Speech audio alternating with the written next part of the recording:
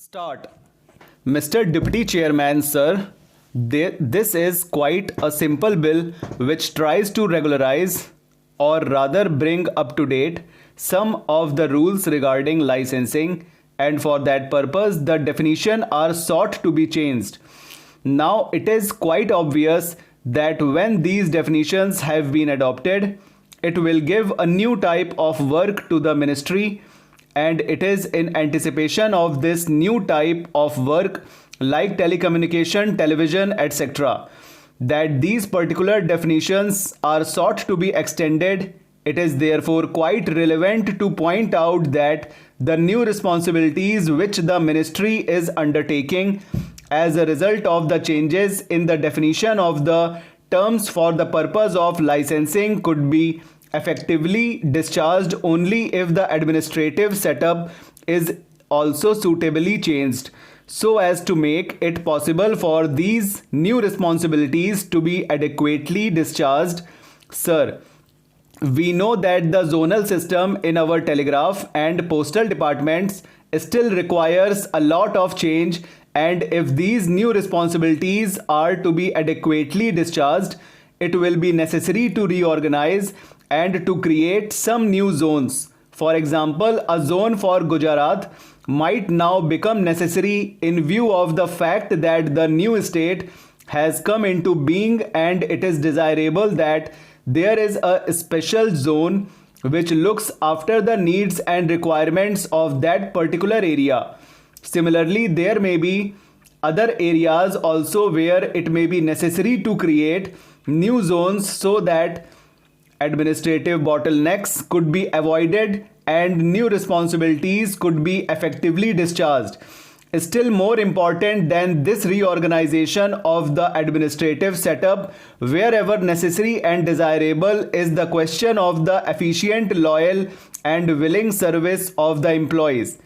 And in that connection, I am sorry to state that some of the aftermath of the central government employees strike still continues even in this department, which creates a certain amount of heartburning among the employees, and as has been shown through many examples cited by my honorable friend who spoke before me, there is a general impression that the administration of both the post and the telegraph service is deteriorating. I do not know how far it is because of the top heavy nature of the administration or how far it is because of the dissatisfaction among the employees over some of the policies that might be followed by government. I do not know what exactly is the reason, but the fact remains that the public is convinced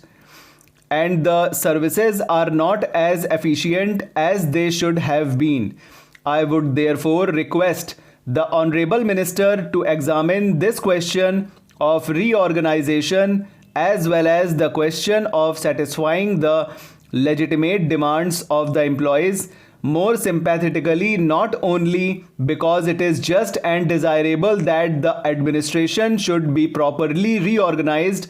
but it is also desirable that the employees should be fully satisfied and their legitimate demands should be adequately met, and also because of the fact that this particular department has a direct contact, almost day-to-day contact with the public, and therefore if this particular department does not function properly, efficiently and to the satisfaction of the public at large, it would mean that the public would be inconvenienced also. This being the additional reason, I would request the Honorable Minister to see if it is possible to reinstate all the employees who are still not reinstated, and to see that the entire effect of the central government employees strike is erased so that the workers may be in a position to work more enthusiastically and with greater satisfaction to provide these services which are so very important from the point of view of the convenience of the public. Not only that, but also important from the point of view of the rapid economic development in our country, which is the primary objective before us. It is well known that the post and telegraph services play a very important role in the economic development of a country. If the post and telegraph services are efficient to that extent, economic development becomes easier. If they are not efficient, it becomes difficult for the people to carry on their day-to-day activity and to maintain their contacts. In view of all these various considerations, and especially in view of the fact that with this bill the Honorable Minister is seeking to enlarge some of the functions of the ministry, I would request him to take these various points into consideration and see what he could do in the matter. Mr. Deputy Chairman, sir, I wish to lend my support to this bill. The bill is a very simple one and there is no need for any controversy or exchange of hot words regarding the matter. As you will see from the statement of objects and reasons, this bill is being brought forward because of the fact that it has become necessary to license the possession and working of television apparatus for any purpose whatsoever. Mr. Deputy Chairman, sir, the bill as it has been emerged from the Joint Select Committee has certainly been one which is much more acceptable to the workers than it was when it was originally moved in this house. Sir, as far as the general principle and the objective of the bill are concerned, it is very laudable not only because of the fact that the workers in a welfare state are entitled to leisure and are entitled to know exactly the terms and conditions under which they have to work, but also because of the fact that as far as the transport workers are concerned, their leisure and the strain on their nerves and muscles is not only a matter of welfare, but is also a matter of safety as far as the community is concerned. It is well known, sir, that the large number of accidents that take place on the roads are due to the fact that some of the transport workers have to work so strenuously that after a time they begin to experience fatigue, and as a result of that they are not in a position to have that alert mind which is absolutely necessary if the accidents are to be avoided, at least in the crowded streets, and because of the fact that the passengers travel between towns and cities and between one village and another, and the transport of goods from one city to another also now takes place through road transport. It is quite safe to say that there is hardly any road in our country which at some time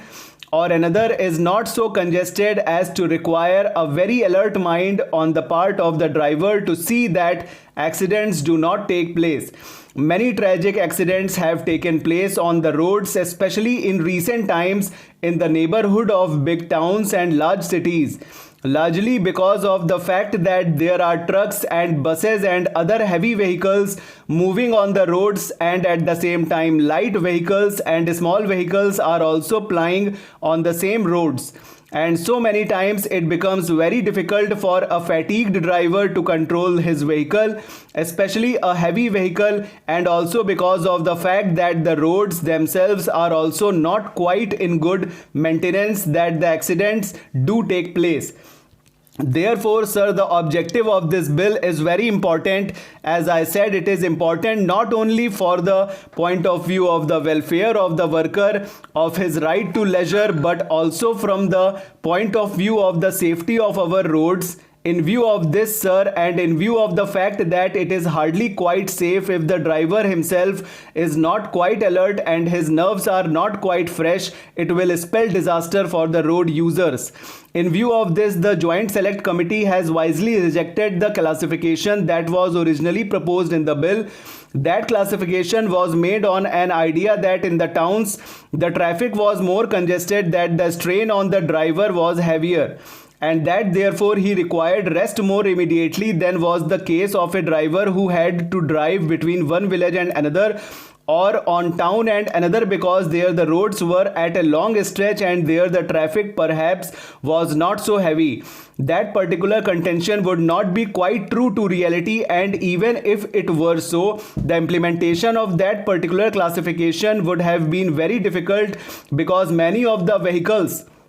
that ply between towns also ply within the towns, and therefore it would have been very difficult to make a distinction as to when the driver was employed in plying his vehicle within the town and between the towns. And from that point of view also, this classification would have been undesirable to my mind. Therefore, the Joint Select Committee has wisely done away with this classification. While doing away with this classification, however, sir, the Joint Select Committee has thought it fit to raise the spread over to 12 hours in all cases for all the drivers. Now, sir, it is perhaps reasonable to expect that when a driver has to ply his vehicle between one town and another, a spread over of 12 hours per day might have been justifiable in view of the fact that the distances there are long, and therefore it will perhaps be difficult to say that the spread over